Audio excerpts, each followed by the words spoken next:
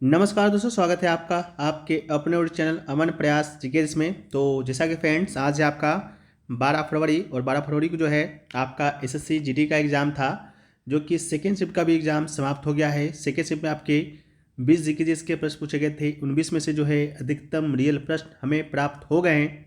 तो आज के इस वीडियो में हम उन सभी प्रश्नों को जो है डिस्कस करेंगे, साथ में उनसे रिलेटेड कुछ एक्स्ट्रा फैक्ट को भी हम लोग देखते हुए चलेंगे। तो चलिए फ्रेंड्स, वीडियो को स्टार्ट करते हैं बिना किसी देरी के। इससे पहले अगर आप लोग चैनल पे नए हैं, चैनल को सब्सक्राइब कर लीजिएगा। अगर आप लोग सब्सक्राइब किए हुए हैं तो नोटिफिकेशन बेल कॉल पर क्लिक कर लीजिएगा। इसका जो पीडीएफ है आपको टेलीग्राम चैनल पर मिल जाएगा, जिसका लिंक डिस्क्रिप्शन में दिया गया है। तो आप लोग जाइएगा और उस पीडीएफ को डाउनलोड कीजिएगा और उसका लाभ उठाइएगा। तो बढ़ते हैं आज के पहले प्रश्न की ओर। तो आज का जो हमारा पहला जो प्रश्न है वो पूछा गया कि बांग्लादेश का जो है राष्ट्रीय फल क्या है। ठीक है, तो बांग्लादेश के राष्ट्रीय फल की जब हम लोग बात करते हैं फ्रेंड्स, तो इसका जो राइट आंसर होगा आपका कटहल हो जाएगा। ठीक है, इसके अलावा बांग्लादेश का राष्ट्रीय फल तो आपका कटहल है। इसके अलावा अगर आपसे पूछा जाता है बांग्लादेश का राष्ट्रीय गान क्या है, तो अमार सुनार बांग्ला। ठीक है, ये आपका बांग्लादेश का जो है राष्ट्रीय गान है। इसको जो है रविन्द्रनाथ टैगोर के द्वारा ही लिखा गया है। जो हम लोग के भी राष्ट्रगान जो है जन गण मन इन्हीं के द्वारा जो है लिखा गया है। ठीक है, तो इसका राइट आंसर होगा। इसके अलावा राष्ट्रीय पुष्प की बात करेंगे तो लिली है। ठीक है, जल लिली, जिसे कि निफिया नौचल आज वैज्ञानिक नाम है। इसके अलावा राष्ट्रीय पशु की बात करेंगे तो रॉयल बंगाल टाइगर है, जिसका साइंटिफिक नेम पेंथ्रा टाइग्रिस है। ठीक है, इसके अलावा राष्ट्रीय पक्षी की बात करेंगे तो मेघपाई रॉबिन है। ठीक है, राष्ट्रीय फल की बात करेंगे तो ये दोस्तों आपका कटहल है। ठीक है, इसके अलावा कुछ और देश हैं जिसके राष्ट्रीय फल आप यहाँ पर देख सकते हैं। आप यहाँ पर सब नहीं, कम से कम जो है भारत के जो पड़ोसी देश हैं उसका जो है ज़रूर याद रखिएगा।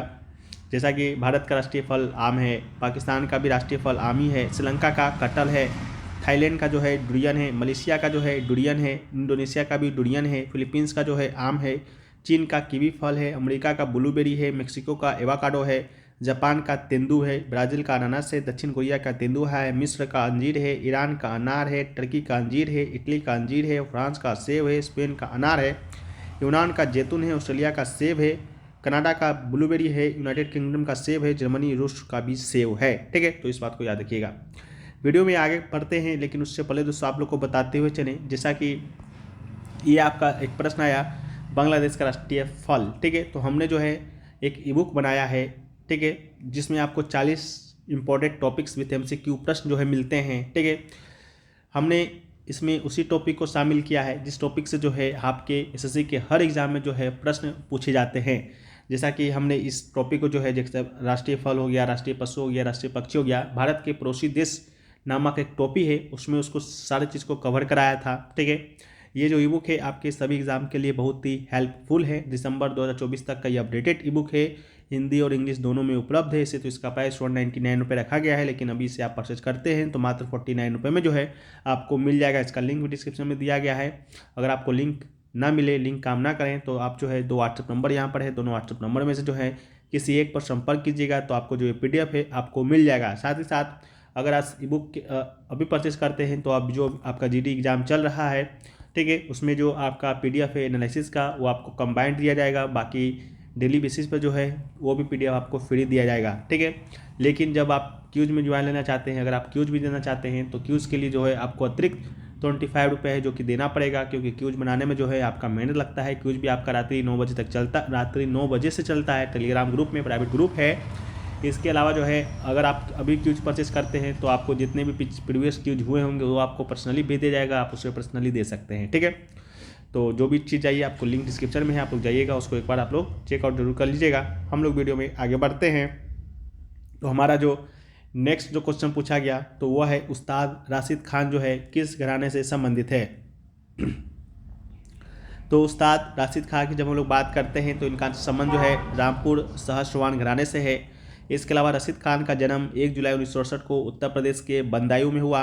वह हिंदुस्तानी संगीत परंपरा में एक भारतीय संगीतकार है और रामपुर सहसवा घराने से संबंधित है। 2006 में जो है इन्हें पद्मश्री दिया गया, साथ में संगीत नाटक अकेडमी पुरस्कार भी इन्हें दिया गया। इसके अलावा 2022 में जो है कला के क्षेत्र में भारत के तीसरा जो सर्वोच्च नागरिक सम्मान है, पुरस्कार है, पद्म भूषण से भी सम्मानित किया गया। उसके अलावा 2010 में जो है global Indian music academy awards यानी कि GI में, और 2012 में महासंगीत अवार्ड से भी सम्मानित किया गया। ठीक है, इसके अलावा आपके उस्ताद गुलाम मुस्तफ़ा को याद रखना है। उस्ताद गुलाम मुस्तफ़ा जो है वो भी जो है रामपुर शाहसवा घराने से संबंधित थे। उस्ताद इनायत हुसैन खां भी जो है रामपुर, ये जो आपके उस्ताद इनायत हुसैन खान हैं ये आपके रामपुर शाहसवा घराने के संस्थापक ही हैं। ठीक है, तो इसको याद रखना है। नेक्स्ट है कि भारत के संविधान का अनुच्छेद 48 का या 48A राज्यों को डैश का संरक्षण तथा संवर्धन सुनिश्चित करने के लिए निर्देश दिया गया है। ठीक है, तो आपका जो एग्ज़ाम में प्रश्न आपका आया था अनुच्छेद 48A से ही संबंधित आया था। ठीक है, तो 70 के दशक में जब पर्यावरण की सुरक्षा के लिए वैश्विक चेतना, स्टॉकहोम सम्मेलन, पर्यावरण संकट के बारे में बढ़ती जागरूकता ने भारत सरकार को 1976 में संविधान में 42वां संशोधन लागू करने के लिए जो है प्रेरित किया, और पर्यावरण की सुरक्षा के लिए प्रत्यक्ष प्रावधान पेश करने के लिए संविधान में संशोधन किया गया था। और इसे जो है 42वां संशोधन ने राज्य के नीति निर्देशक तत्वों में अनुच्छेद 48A जो है जोड़ा, और अनुच्छेद 48 जो A है पर्यावरण के संरक्षण, सुधार तथा वनों और वन जीवों की सुरक्षा के लिए निर्देशक सिद्धांत निर्धारित करता है। और यह इस प्रकार है जो कि आप यहाँ पर देख सकते हैं। बाकी ये इतना इम्पोर्टेंट है नहीं, PDF में दिया गया है, आप लोग जाकर है उसे इसको पढ़ दिएगा। ठीक है, नेक्स्ट क्वेश्चन की ओर बढ़ते हैं हम लोग।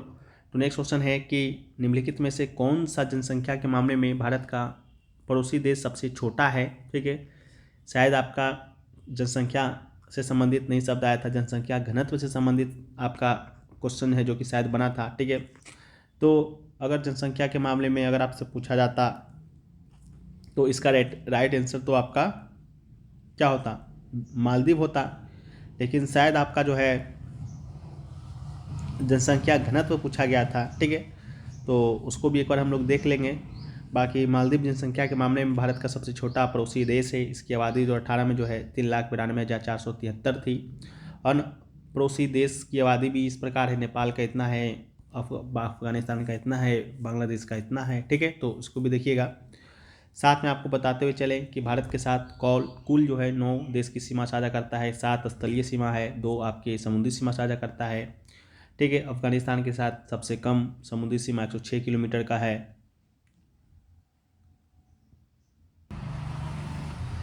इसके बाद सबसे ज़्यादा जो सीमा है आपका बांग्लादेश का लगता है 4096 किलोमीटर का, भूटान के साथ 699 का, चीन के साथ 3488 किलोमीटर का, म्यांमार के साथ 1643, नेपाल के साथ 1751, पाकिस्तान के साथ 3323। ठीक है, बाकी श्रीलंका और मालदीव के साथ जो है समुद्री सीमा साझा करता है भारत। नेक्स्ट क्वेश्चन है कि राज्य विधान परिषद में राज्यपाल के द्वारा कितने सदस्यों को जो है मनोनीत किया जाता है। ठीक है, तो 1/6 इसका राइट आंसर होगा। लेकिन आपका क्वेश्चन था इस प्रकार की राज्य विधान परिषद में जो है 1/6 लोगों को जो मनोनीत किया जाता है वो किसके द्वारा किया जाता है, तो इसका राइट आंसर आपका राज्यपाल होगा। किसी राज्य की विधान परिषद का गठन भारतीय संविधान के अनुच्छेद 169 में किया जाता है। ठीक है, अनुच्छेद 171 के अनुसार किसी राज्य की विधान परिषद में सदस्यों की कुल संख्या विधानसभा में सदस्यों की कुल संख्या के 1/3 से अधिक नहीं होनी चाहिए। विधान परिषद के सदस्यों का चयन जो है निम्नलिखित तरीकों से किया जाता है, जैसा कि 1/3 स्थानीय निकाय जैसे नगर पालिकाओं, ग्राम सभाओं, पंचायत समितियों, जिला परिषदों के सदस्यों के द्वारा, 1/3 राज्य की विधानसभाओं के सदस्यों के द्वारा, 1/12 जो है स्नातक शिक्षकों के द्वारा, राज्यों में विश्वविद्यालयों की स्नातक के द्वारा सदस्यों का 12वां हिस्सा चुना जाता है। साहित्य, विज्ञान, कला, सरकारी आंदोलन, समाज सेवा जैसे क्षेत्रों में ज्ञान और व्यवहारिक अनुभव रखने वाले व्यक्तियों में से 1/6 को राज्यपाल के द्वारा नामित किया जाता है। ठीक है, तो इस प्रकार जो है आपका प्रश्न बना। नेक्स्ट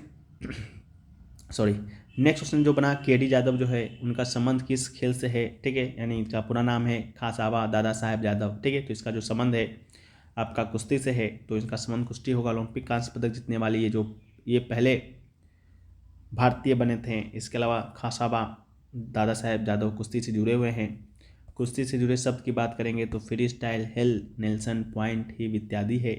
कुश्ती से जुड़े प्रसिद्ध व्यक्ति की बात करते हैं तो साक्षी मलिक, सुशील कुमार सोलंकी, उदय चंद, जतिंद्र चरण गोह, कसावा दादा साहेब या KD यादव, योगेश्वर दत्त इत्यादि हैं।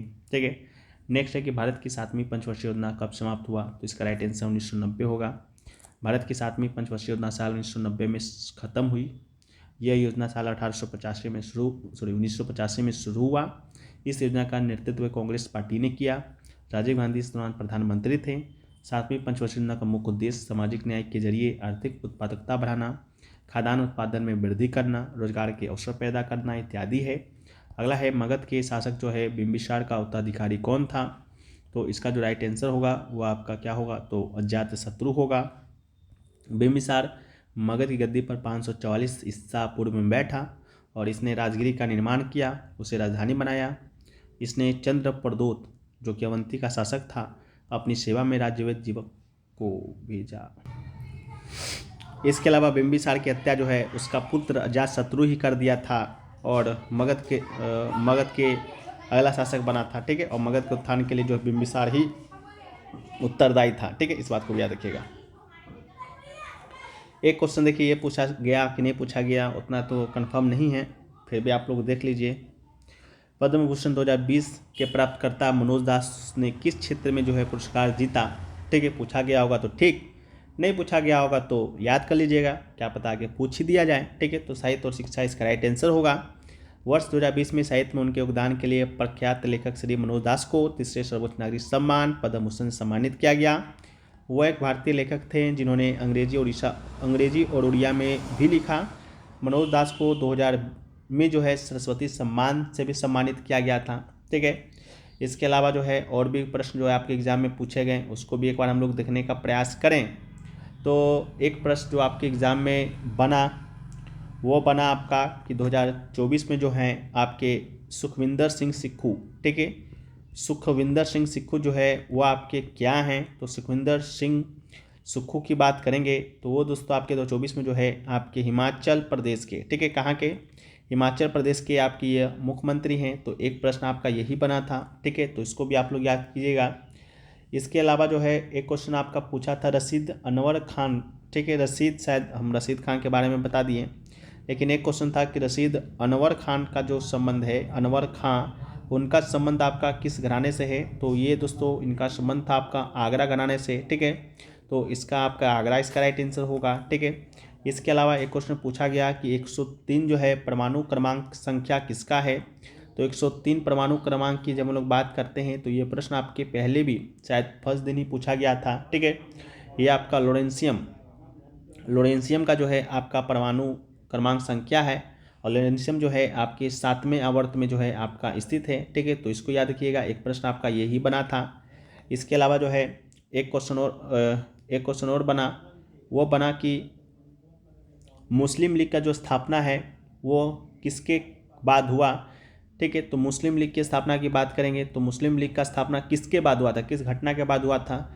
तो मुस्लिम लीग का स्थापना जो है आपका 1906 में हुआ था और आपको भी मालूम है 1905 में जो है आपका बंगाल विभाजन हुआ था। ठीक है, तो मुस्लिम लीग का स्थापना किस घटना के बाद हुआ? तो बंगाल विभाजन के बाद हुआ। ठीक है, तो बंगाल विभाजन ही इसका राइट आंसर था जो कि आपके ऑप्शन में भी दिया गया था। ठीक है, इसके अलावा बंगाल विभाजन के बाद मुस्लिम समुदाय के अधिकारियों की रक्षा के लिए जो है आपका इसका स्थापना होता है। एक क्वेश्चन जो आपके एग्जाम में बना कि 2020 में जो है आपके संगीत कला मणि पुरस्कार, ठीक है, इसको भी याद रखिएगा, संगीत कला मणि पुरस्कार जो है वो आपका किसे दिया गया? तो ये जो है इसका भी उत्तर नहीं मिल पाया है, जैसे ही मिलेंगे हम उसको PDF में आपको दे देंगे। ठीक है, फिर पूछा गया था आपके प्रथम सेक्टर से संबंधित प्रश्न पूछा गया था। ठीक है, कि प्रथम सेक्टर में कौन आता है? ठीक है, तो प्रथम सेक्टर में आपका मछली पालन हो गया, ठीक है, फिशिंग हो गया, इसके अलावा कृषि से संबंधित काम हो गए, ठीक है, इसके अलावा पशुपालन हो गया, ये सभी जो है आपके प्रथम सेक्टर से ही जुड़े हुए हैं। ठीक है, तो ये भी क्वेश्चन पूछा गया।